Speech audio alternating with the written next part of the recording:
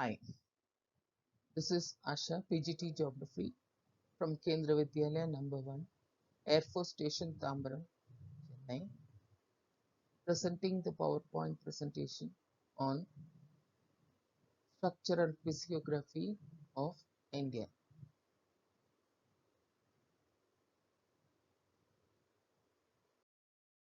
First, let us introduce about India. Earth was approximately 460 years old. Many changes occurred by endogenic and exogenic endogenic with inside the Earth's surface, exogenic above the Earth's surface. These forces they have played very significant role and they created the morphology of the existing India. The plate was broken into Australian plate and Indian plate. The Australian plate moved towards the southeastern direction and the Indian plate started moving north. The northward movement of India is still continuing and creating new features even today. Now children, we are seeing these two images showing the northward movement of the Indian plate. The left diagram is showing the Indian plate is little by little moving towards the north. And every year it moves so south. On the left side, they have shown as the latitude 20 degrees south, then slowly it came for 10 degrees south, came near the equator, 10 degrees north, 20-degree north, and it is keeping on moving towards north even now. And below you can see they have shown that 63, 61 and so on. This is the angles shown, at what angle it is keeping on moving. Now when you come for the right side diagram, they have imagined a cloth getting crushed by a block. So it is showing that when this is moving further, the Indian plate is moving further. Once upon a time, which Tethys Sea was there, that is getting crushed or folded to form the great Himalayan mountains. Hence only it is said that due to the northward movement of Indian plate, still changes occur on the physical features of the Earth's surface, that is in Asia. Now here we are going to talk about the geological divisions of India.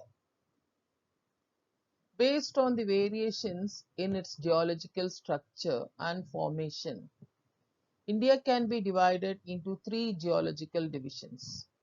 They are the peninsular block, the Himalayas and the peninsular mountains, the Indo-Ganga-Brahmaputra plain. The map is showing India with various different colors, and each color is indicating the type of rock material it is made up of, and also during which year it has been formed. For example, they are showing areas of sedimentary rocks in yellow color, and when it has been formed, recent and Pleistocene year. The same sedimentary rock, once upon a time it was there, it was formed during the Tertiary era. And the oldest rock, the first formed rock by the volcanic activities is the igneous, and that is there on the Deccan Trap. And there are some pink color areas where you can see the metamorphic formation, and the recent metamorphic formation becomes the Gondwana and the Vindhya region. Whereas you come for the metamorphic in the Precambrian region, it is shown in maroon color, and it occupies the southern parts and parts of Rajasthan, and where you can it was formed between the Precambrian year. So the year when it has been formed, or the era when it has been formed, and what type of rock has been made up of is shown in the given diagram. Now, first, let us talk about the oldest peninsular block of India. The northern boundary of the peninsular block is from the Kutch along with the western flank of Aravallis near Delhi, and then it moves parallel to Yamuna and the Ganga river. And towards the east, it comes up to the Rajmahal hills and the Sundarban deltas. The Kirby along and the Meghalaya plateau in the northeast and Rajasthan in the west. It is also having the northeastern parts separated by the Malda fault in the West Bengal from the Chota Nagpur plateau. The peninsula is formed by a complex of various ancient gneiss and granites, which constitutes the major part of it. Let us continue with the peninsular block. In the beginning, we were talking about the Indo-Australian plate, the Australian plate moving southeast and the Indian plate moving north. Before they were separated, they have undergone so many tectonic movements. One such movement is the vertical movement or the block faulting. The following are the changes occurred or even seen now because of this vertical movement and the block faulting. The rift valleys of Narmada and Tapi and the Mahanadi, the Satpura block mountains are such examples. The peninsula consists of Aravalli Hills, Nallamala Hills, Javadi Hills, Velikonda Hills, Palkonda Range, and Mahendragiri Hills. The river valleys are very shallow with low gradients, that is, with gentle slopes.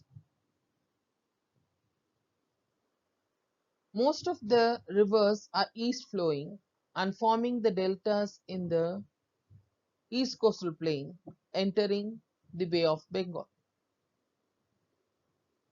The deltas formed by the Mahanadi, the Krishna, the Kaveri, and the Godavari are the important examples for the formation of broad deltas in the east coastal plains. Now let us come for the geological divisions of Himalayas.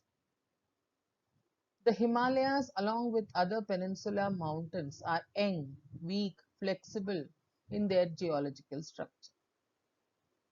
Actually, Himalayas are formed above the Tethys Sea, which was a shallow sea made up of sedimentary rocks, folded due to the lateral compression of Angara land and Gondwana land.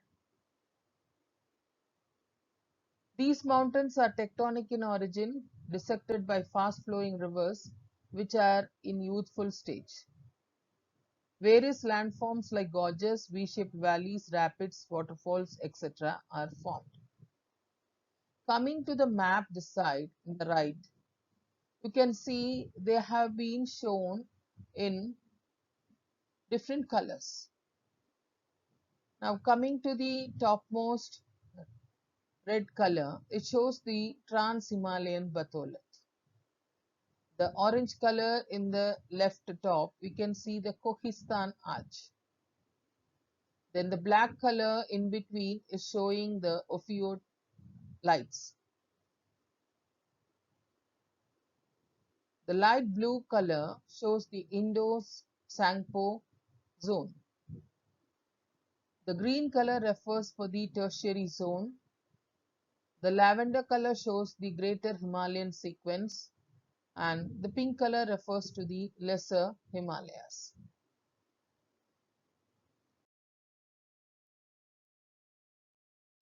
Children, hope you are understanding.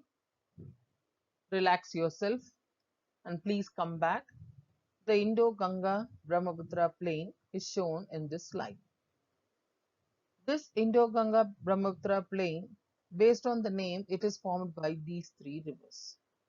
It was a geosynclinal depression. The meaning is an valley formed surrounded by mountains in all directions. It is formed during the third phase of the Himalayan mountain, 64 million years ago. It is gradually filled with the sediments of Himalayan rivers and the peninsular rivers.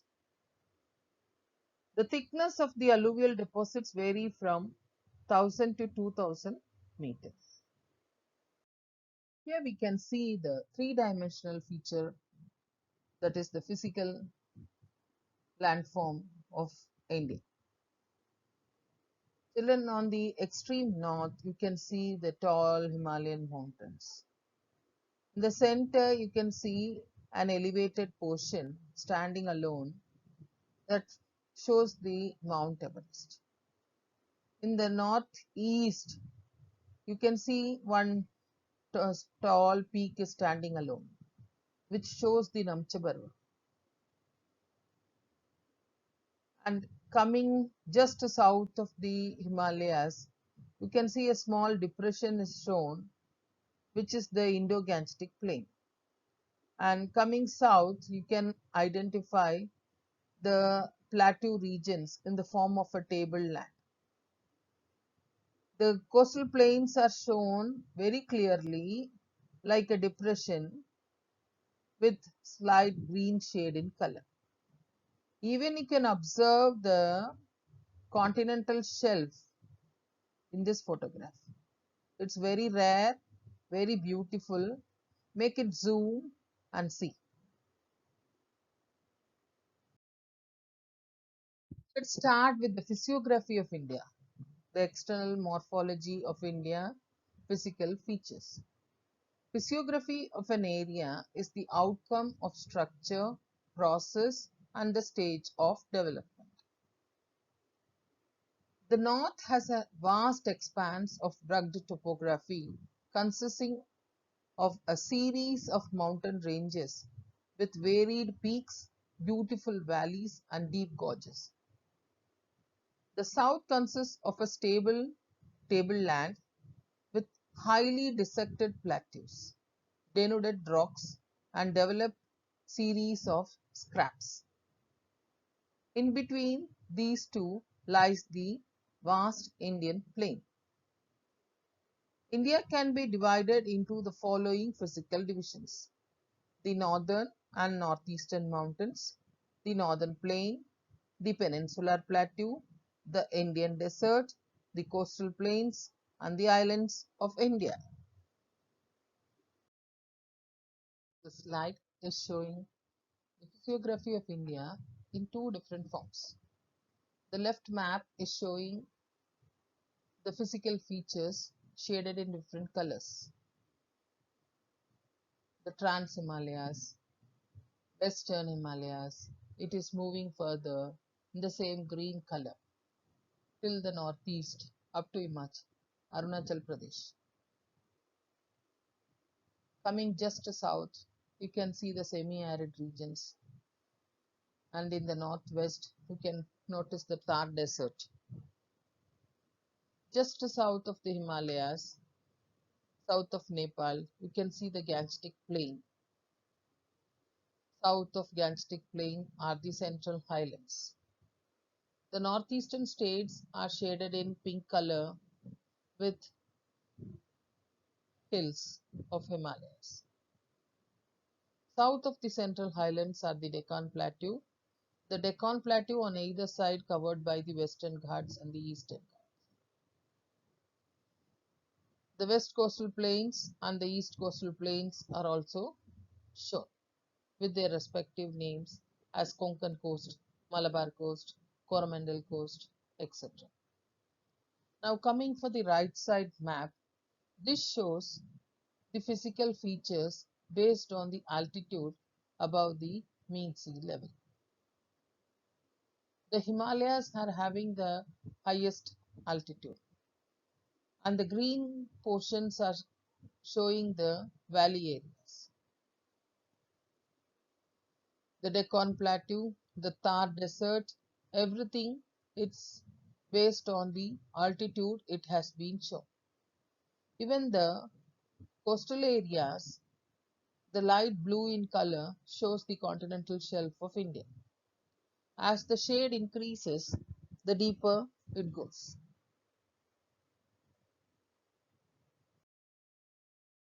Now, let us see the north and the northeastern mountains of Himalayas. The north and northeastern mountains consist of Himalayas and the northeastern hills. The map is showing them. The Himalayas consist of series of parallel ranges. Includes Greater Himalayas, Trans-Himalayan Range, and the Middle Himalayas, the Shivaliks. These ranges are from northwest to the southeast direction. The Himalayas in the Darjeeling and Sikkim regions lie in the east-west direction, while in Arunachal Pradesh they are from southwest to the northeast direction. In Nagaland, Manipur, Mizoram, they are from north to south direction. The Great Himalayan Ranges have the length of 2,500 kilometers from west to east, and the width of the Himalayas from north to south is about 160 to 400 kilometers. The Himalayas stand almost strong as a great wall in between the Indian subcontinent and the Central and East Asian countries, thus protecting India. Then now we can see the subdivisions of Himalayas.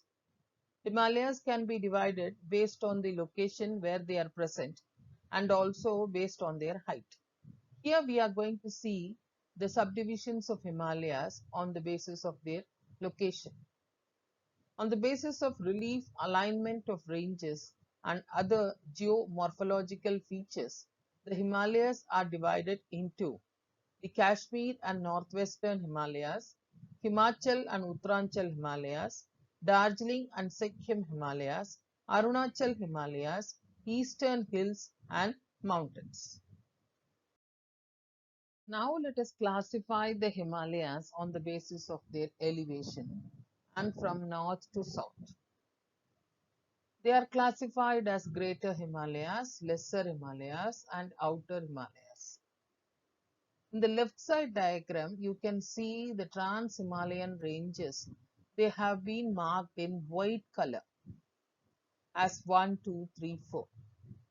1, the Karakoram range, 2, Ladakh range, 3, Jaskar range, and 4, Kailash range.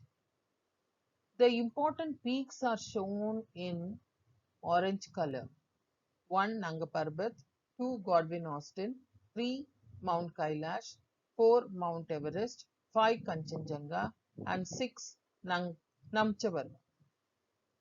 Coming to the right side map, you can see the Greater Himalayas. They are above the height of 6,000 meters of the mean sea level. The Lesser Himalayas are varying from 4,000 to 6,000 meters. And the Shivaliks come under less than 2,000 meters of the mean sea level. And it also shows very clearly the movement of streams, and the folding nature of the Himalayas. Now, on the basis of location from west to east in India, the Himalayas are classified under various types. First, let us come for the Kashmir or the northwestern Himalayas. It includes the Karakoram, Ladakh, Zanskar, and Pir Panjal ranges. The northeastern part of Kashmir Himalayas is a cold desert between the Greater Himalayas and the Karakoram range. The Greater Himalayas and the Pir Panjal range lies between the world-famous Valley of Kashmir and Dal Lake. The important glaciers of the South Asia, the Baltaro and Siachen, are found in this region. The Kashmir Himalayas are famous for karevas, the cultivation of saffron. The important passes in this region are Sojila Pass, Banihal in Pir Panjal, Potula on Zanskar, and Kardangla on the Ladakh range.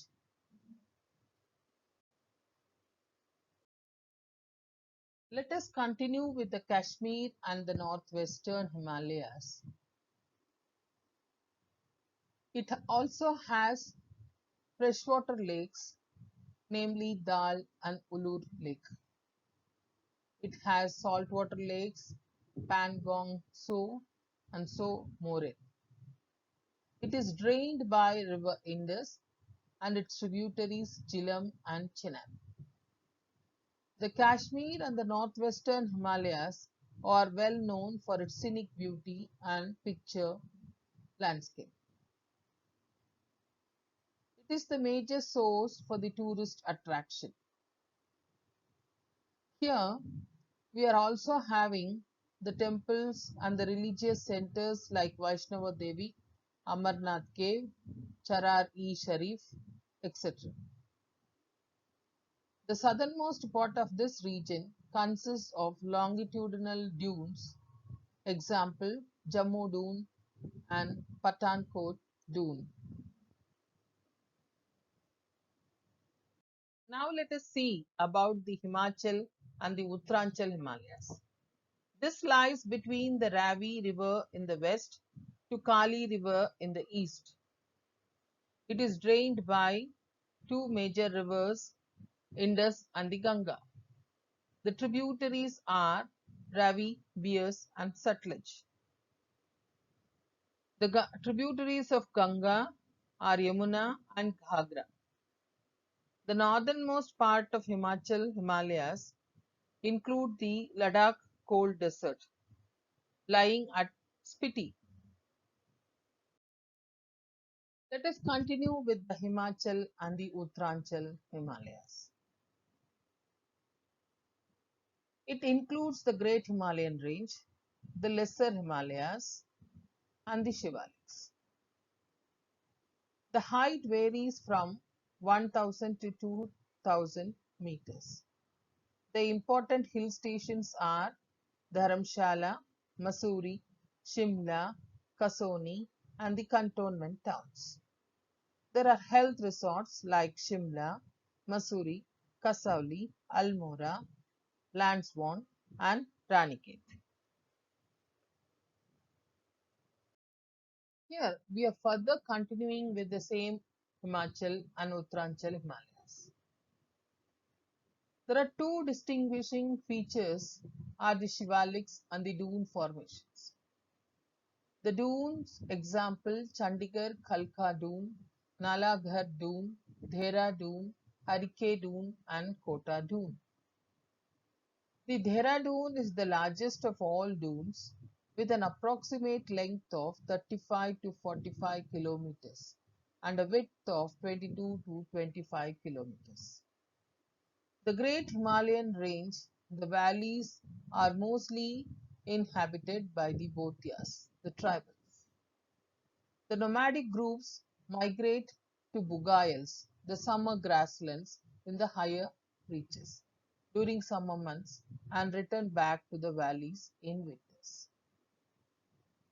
The famous Valley of Flowers are present in this region. The places of pilgrimage are the Gangotri, Yamunotri, Kedarnath, Badrinath, Hemkund Sahib. The region is also known to have five famous prayags, that is the confluence of rivers. Now let us talk about the Darjeeling and the Sikkim Himalayas. They are covered or flanked by the Nepal Himalayas in the west and Bhutan Himalayas in the east. The fast-flowing rivers Tista, high mountain peaks like Kanchenjunga, and deep valleys are present. These regions are inhabited by the Lepcha tribes. The Darjeeling Himalayas have mixed population of Nepalis, Bengalis, and the tribals of central India.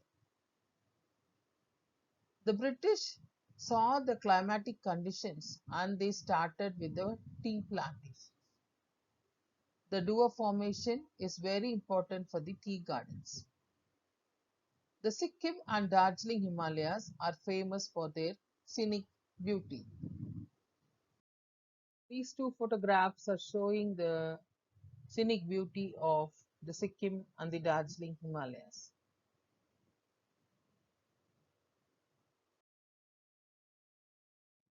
Now let us come for the Arunachal Himalayas.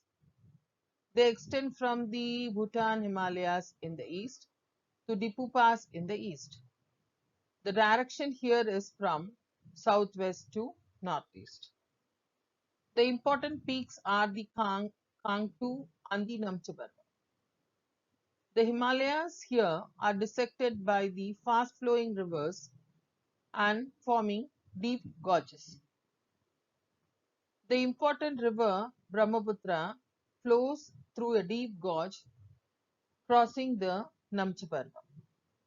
People say it is a proof that Brahmaputra is older than Himalayas, where it is a part of the Tethys Sea before the formation of the Great Himalayas.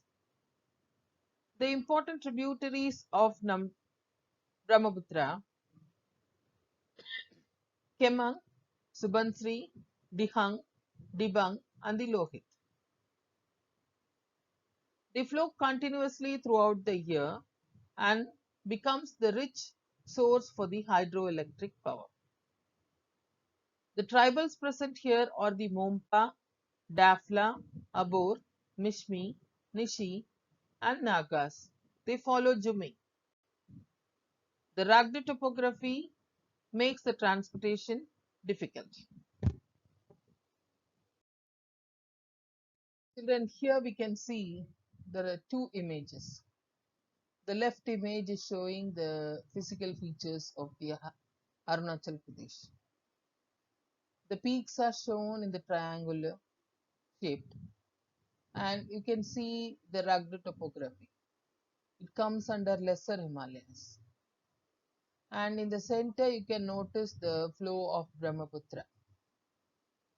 The right side map you see the beautiful U-turn taken by the Brahmaputra. That is, it is entering through India, coming from Tibet.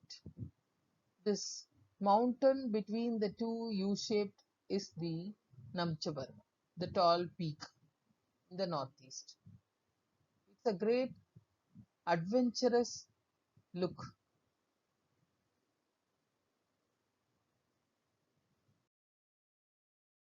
Now let us see about the eastern hills in the northeastern states of India. Here the direction of Himalayas are from north to south. The small hills include the Patkai Boom, Naga Hills, Manipur Hills, Miso Hills. Many tribals are living here doing the jhum cultivation. These ranges are separated by small, swift flowing rivers. The Barak is an important river in Manipur and Mizoram. The physiography of Manipur is unique by the presence of a large lake known as the Loktak Lake, surrounded by mountains from all the sides, forming a geosynclinal valley. The Mizoram is famous for its molasses basin, which is made up of unconsolidated rock materials. Most of the rivers in Nagaland are the tributaries of Brahmaputra. The two rivers of Mizoram and Manipur are the tributaries of the Barak River.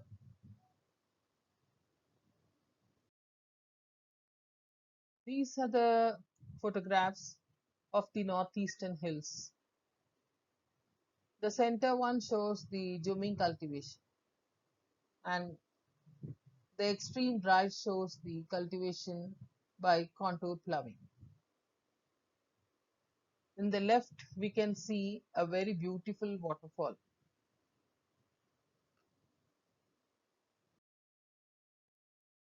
Now, from this slide, we are going to talk about the northern plains. The northern plains are formed by the alluvial deposits brought by the rivers, the Indus, the Ganga, and the Brahmaputra. They extend up to 3,200 kilometers from west to east.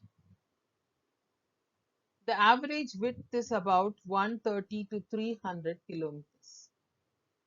The depth of the alluvium deposits vary between 1000 meter to 2000.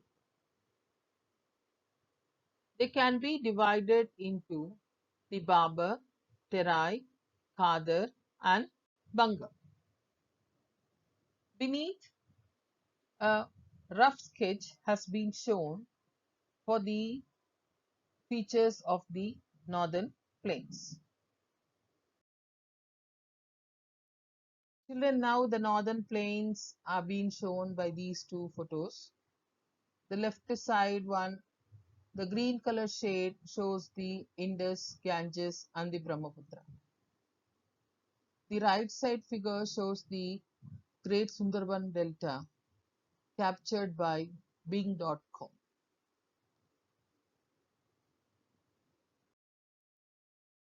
Now let us talk about the Ganga plain based on the alluvial plains surrounded.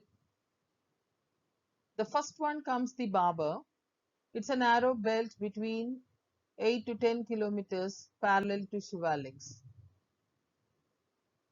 The streams and rivers coming from the mountain deposit heavy materials of rocks and boulders and disappear in the zone. South of the Babar is a Terai. It's again a parallel to Babar with a width of 10 to 20 kilometers. And all the streams and rivers re-emerge here. This area is marshy and swampy, but it is having a luxurious natural vegetation. At present, most of the Terai region are under wheat cultivation. South of the Terai is the alluvial plains forming the old alluvium the Bangar and the new alluvium the Khadar. These plains are the characters of the mature stage of the erosional and depositional landforms of the river. They include sandbars, meanders, oxbow lakes, and braided channels. The Brahmaputra plains are known for their riverine islands and sandbars. Most of these areas are subjected to periodic floods and shifting of river courses.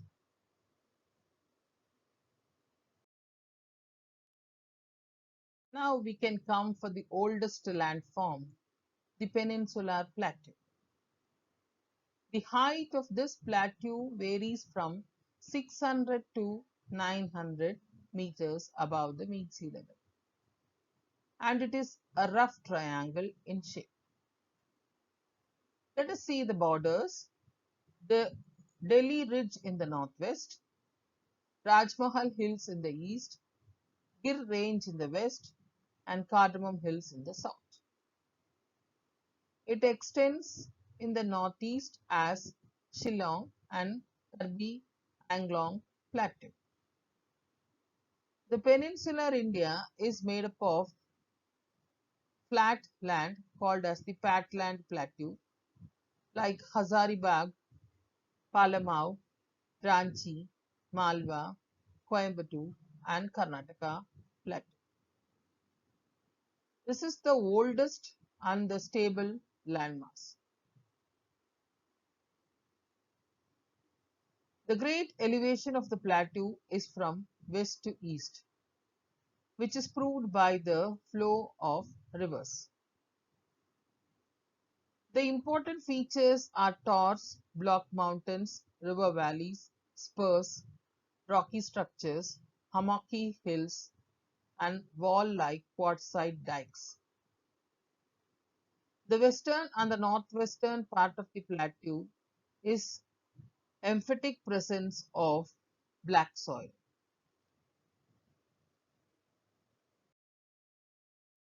Here we are seeing two images of the peninsular plateau. In the left side diagram, they are shown in the form of orange color, rough triangle shaped. They include the Aravallis, Vindhya Range, Satpura Range, Mahadev Hills, Maikala Range, Western Ghats, Eastern Ghats. And also in the northeastern states, they include the Meghalaya Plateau. The right side also, you can see all the small hills which come under the peninsular plateau.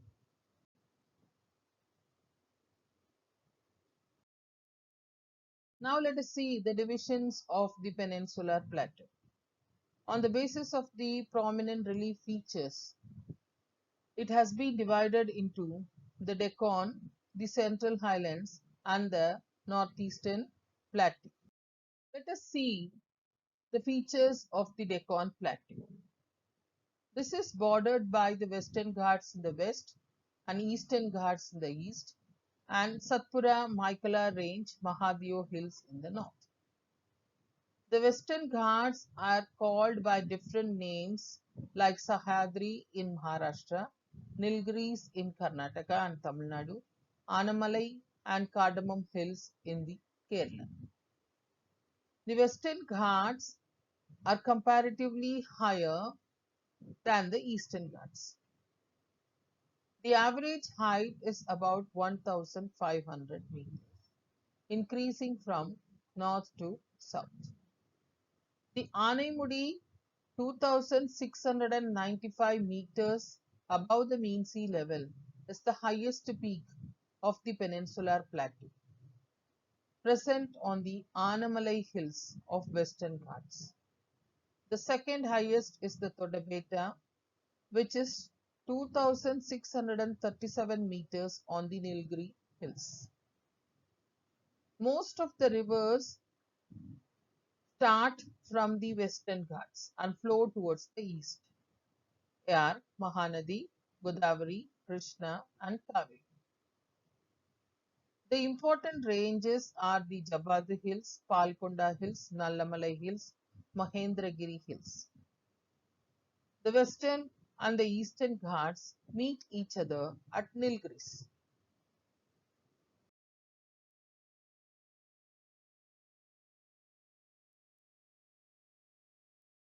Now let us talk about the Central Highlands. This is bounded by the Aravalli Ranges in the west. The south, we are having the Satpura. The height is varying from 600 to 900 meters above the mean sea. And this forms the northern boundary of the Deccan Plateau. It is denuded and discontinuous. The extension of peninsular plateau is up to Jaisalmer in the west in Rajasthan by the longitudinal sand ridges and crescent-shaped sand dunes, the Balkans. They have undergone metamorphic processes forming marble, slate, and gneiss. The height varies from 700 to 1000 meters, and the direction is from north to northeastern. Most of the tributaries of the river Yamuna have the origin in the Vindhya and the Kaimur range. Banas is a tributary of Chambal River, originates from the Aravalli Hills.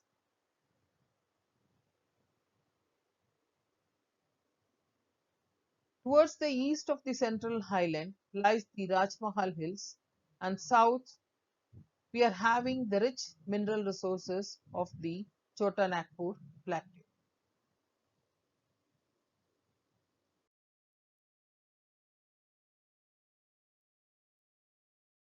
Coming to the northeastern plateau, it is a huge fault created between the Rajmahal Hills and the Meghalaya Plateau. A depression got filled by the deposition of rivers.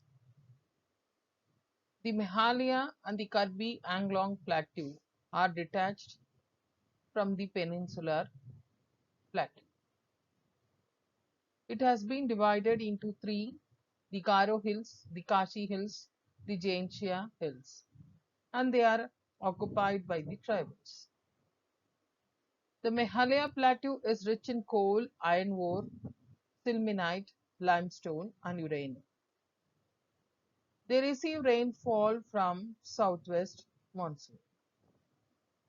The Meghalaya Plateau has a highly eroded surface. Cherrapunji displays a bare rocky surface devoid of any permanent vegetation cover. It is also because of heavy continuous rain. This photograph is showing the northeastern plateau, which is the extension of the peninsular plateau, and it is divided as the Karbi Anglong Plateau and the Meghalaya Plateau.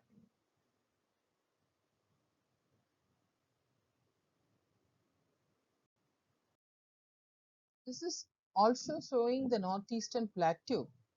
Here you can see the plateau with their respective names: the Garo Hills, the Kashi Hills, Jaintia Hills, Mikir Hills, Bareil Range, Naha Hills, Patkoi Boom, Misho Hills.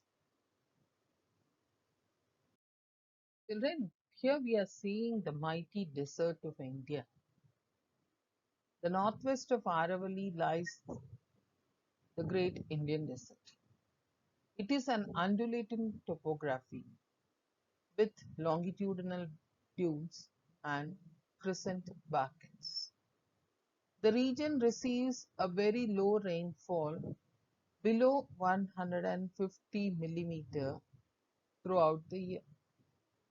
It has an arid climate with very less vegetation and hence known as Marusthali. It is believed that during the Mesozoic era, this region was under the sea. The evidence is available with the wood fossils park at Akkal and marine deposits around Bramsar near Jaisalmer. Let us continue with the Indian desert to know the important geographical features, specially or unique only for the desert. The desert land features are the mushroom rocks, the shifting dunes, and the oases. The oasis is present in the southern part of the Indian desert. It is divided into two. The northern part is sloping towards Sindh and the southern towards the Ran of Kutch. The region is having the rivers that are ephemeral. The meaning is short span. The Luni River flows towards the south. Very low precipitation and high evaporation makes this area deficit in water. The lakes and playas have brackish water, fresh water mixed with salt, and which is the main source of the obtaining salt. Beneath, we are having two images. In the left side, we are showing the playas. The right side, we are showing the beautiful crescent-shaped barkens.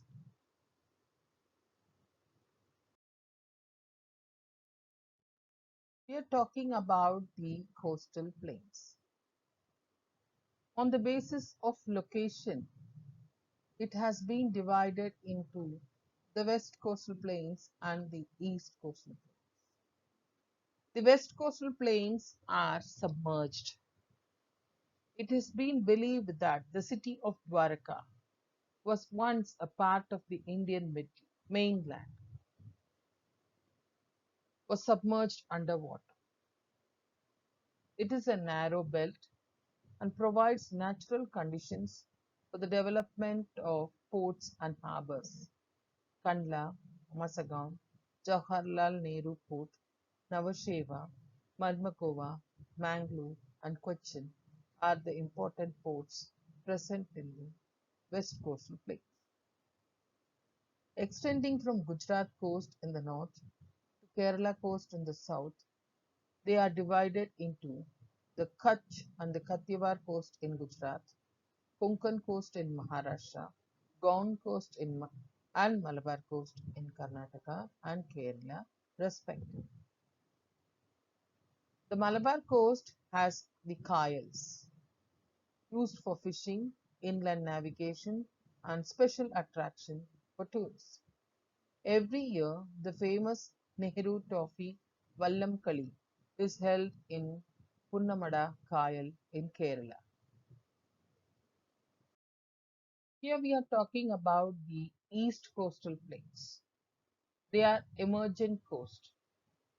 They have well developed deltas formed by the east flowing rivers and joining in Bay of Bengal. They are Mahanadi, Godavari, Krishna, and Kaveri. Because of emergent nature, they have less number of ports and harbors. The continental shelf extends up to 500 kilometers inside the ocean, which makes it difficult for the development of good ports and harbors.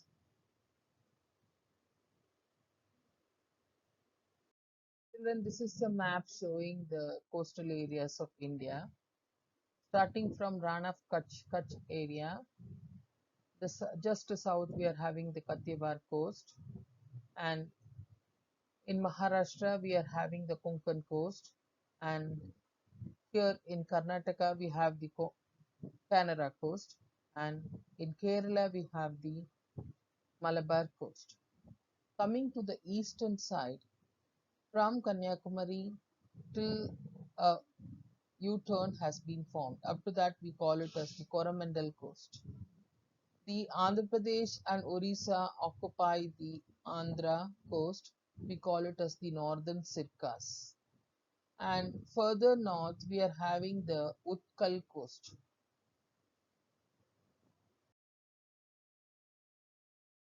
Here we are going to see the islands of India. First, let us come across the Andaman and Nicobar Islands, which is present in Bay of Bengal. And the Lakshadweep Islands are present in the Arabian Sea. The Bay of Bengal island groups consists of 572 islands. They are situated roughly from 6° north to 14° north and 92° east to 94° east. They have been divided into two, Ritchie Archipelago and Lamrith Island. They have also called as the Andaman in the north and Nicobar in the south. These two water bodies are separated by 10-degree channel. The islands are an elevated portion of the submarine mountains. Some smaller islands are volcanic in origin. The Barren Island, the active volcano of India, is situated in the Nicobar Islands. The coastline has the coral deposits and beautiful beaches. The islands receive conventional rainfall and have equatorial type of vegetation.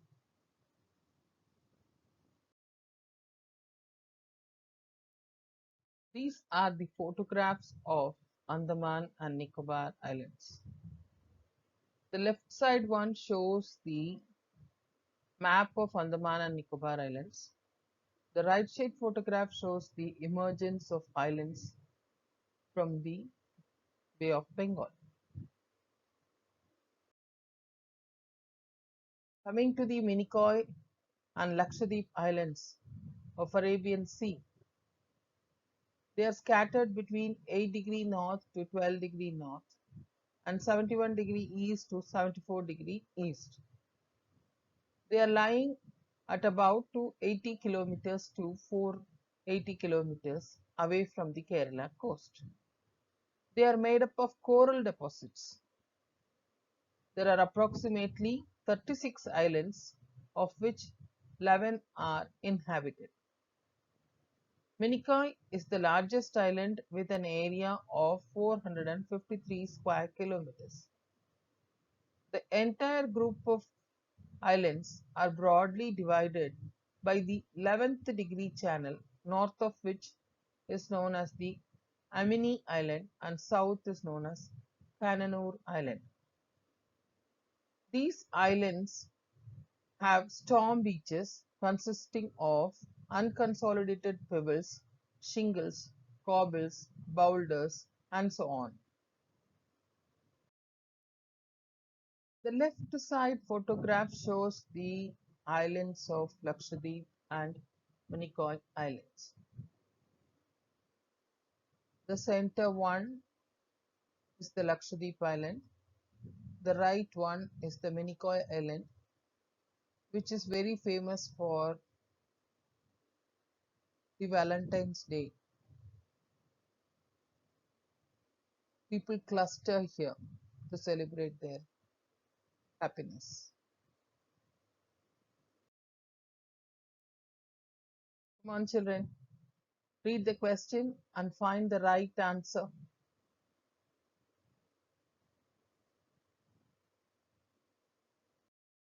Complete the home assignment in your homework notebook.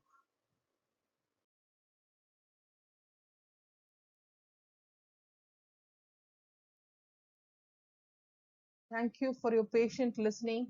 Thank you.